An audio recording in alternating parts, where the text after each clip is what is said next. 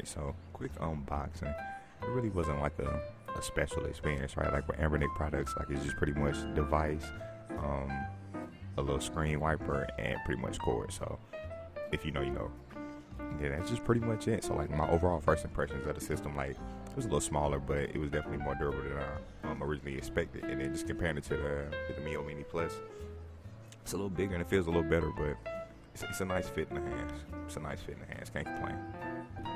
Alright, what's going on with YouTube? I know it's been a second. I know we are super overdue for this, but today we're finally going to review the RG35xx. Stay tuned in to the end of the video because I will be giving the details on the giveaway. So make sure you watch till the end and make sure that you enter for your chance to actually win this purple RG35xx.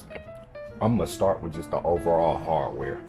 As you guys can see, it looks like a Game Boy, right? Like Nintendo were to say, hey, we're going to re-release the original Game Boy, except we're going to do it how we were supposed to do it the first time, like by adding color screen and the IPS and all that other good stuff. This would probably be it. I love the form factor. It actually feels pretty good in the hand. Like I didn't think I would like this system as much as I did actually, because you know all of my other systems or all my other handhelds has joysticks. So when I first got this unit, I was like, but after feeling it, you know, just kind of playing around with it for a couple of days and just really getting to know the device, I have grown to like it. Like I cannot lie. Like as you guys know, purple is one of my favorite colors. So a lot of the devices that I do buy, including Retro Pocket 3 Plus, was the Atomic Purple. I also had the Atomic Purple Game Boy growing up. So I think that's where this comes from. Just me continue to entertain that inner child, right? So I ended up buying this one, and again, I really didn't think I was going to like this as much because it doesn't have the joysticks, but it's just a perfect fit for everything that it does. I wish I still had my Atomic Purple Game Boy. I ended up selling it when I first got to California. Unfortunately, I needed the bread, so I had to sell all of my stuff at a time, but I guess it's the replacement for that, so I'll take it. The screen is 3.5 inches, not touchscreen, which I don't like touchscreen retro gaming units anyway, but I do know some people do. But this one is not touchscreen. Up top you do have the mini HDMI port, so if you did want to plug this into a TV, or you'd be able to do that with this device. On the bottom you have the headphone jack and USB-C charger point. So what I love about this unit is, you know, I do feel like Ambernick, they listen to their customers. I remember complaining about it, and a couple of the reviewers complained about when they make devices, when you put the headphone jack on the top, you have to wrap it around. And I don't think they took that into consideration before, because like a lot of these devices don't have Bluetooth audio, so you have no choice but to use headphones or just play it out loud. And like I like to play a lot of my games at night, and I'm normally around people, so I try not to make too much noise. Having it at the bottom, it just makes more sense. It's not in the way, it's not covering up the screen, it's not getting in the way on the back when you're using the triggers as well. So that was definitely a super plus, super bonus for that.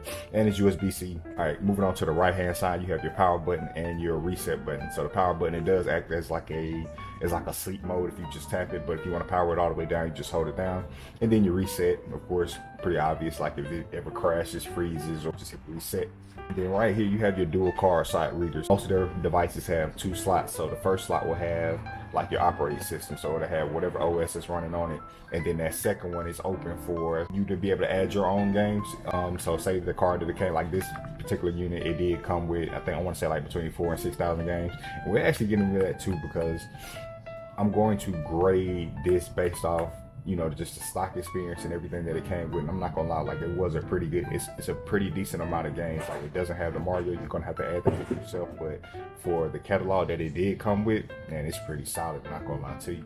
But I just love Ambernick products because they give you that extra slot. And then moving on to left side, you have your volume keys, up, down, pretty simple, pretty self-explanatory. And then on the back you have your 4 triggers. It's pretty much the overall hardware. Classic D-pad, start, select, menu button, and your trigger set. Alright, so just getting into the overall software experience, like it's pretty simple. Like they only have like really 5 keys. So you have the game rooms, favorites, history, search, and your overall settings.